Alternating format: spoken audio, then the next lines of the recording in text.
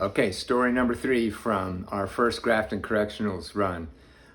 So we had some outside runners come in to run with the inmates, and that was fantastic. We only had about 15 because we didn't have much time to promote the event, and also because I just wanted to keep it small because the logistics of getting visitors in is a little complicated. You got to go through security, and there's, you can't just leave when you want to leave, and and you can't bring in phones and all that sort of stuff because it's a prison.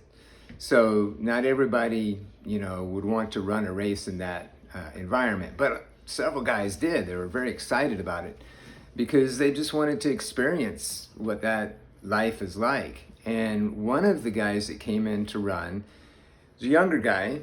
His name is Ed, and he's a very good runner. I haven't looked him up yet, but he may even be like a sub-elite in this area. But we started off the race together. We started the 5K and the half marathon together. So again, this is a 3/4 mile loop. So we had to run a lot of loops. So the 5K runners and the half marathon runners all kind of started off together in a pack. And very quickly, a young guy took off. And he was a guy that I haven't run with yet. He's an inmate. So this is another guy. So there's an inmate, and then there's this guy that came in from the outside. So the inmate took off, and I hadn't run with him, but I'd heard about him. And I knew he was a really good athlete. I could just tell by looking at him. And he told me what his goal was to run an hour, 30-minute half marathon, which is going pretty fast. That's right around a 7-minute pace. And so that was his goal. And then when he took off, this other young guy that was running in the pack with us from the outside, he said, "Hey, what's that guy doing? Is he running a half marathon?" I said, "Yeah, he's running a half marathon. His goal is 1:30. So he said, "Oh, well, I'm going with him." So those two took off together, and they ran side by side for the whole thing. So 16 loops.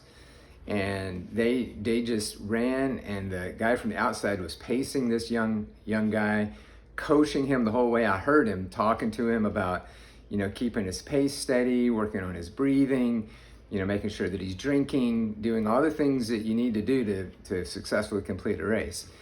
And they got finished, and they finished together, and the young inmate, actually won the whole event. But he could only do so because this guy paced him.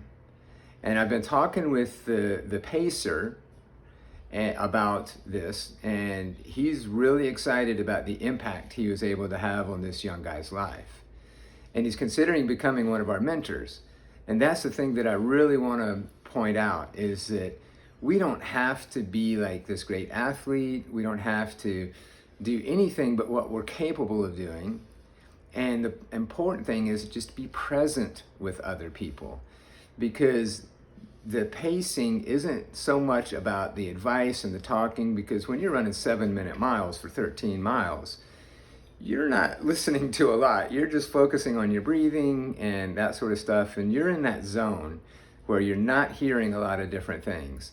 But just having somebody run right beside you is amazing. You just naturally want to keep up with them. You naturally want to, because we have this herding instinct, right? We want to be part of the herd. So that's all it takes to be a good mentor, a good pacer, is to just be there. The ministry of presence, that just being there to listen and support. We don't have to give advice. We don't have to fix problems. Just be there for one another. And one of our pacers outside, hopefully now mentor, I'm hoping he becomes one, did that for this young man. And it was amazing to see that connection.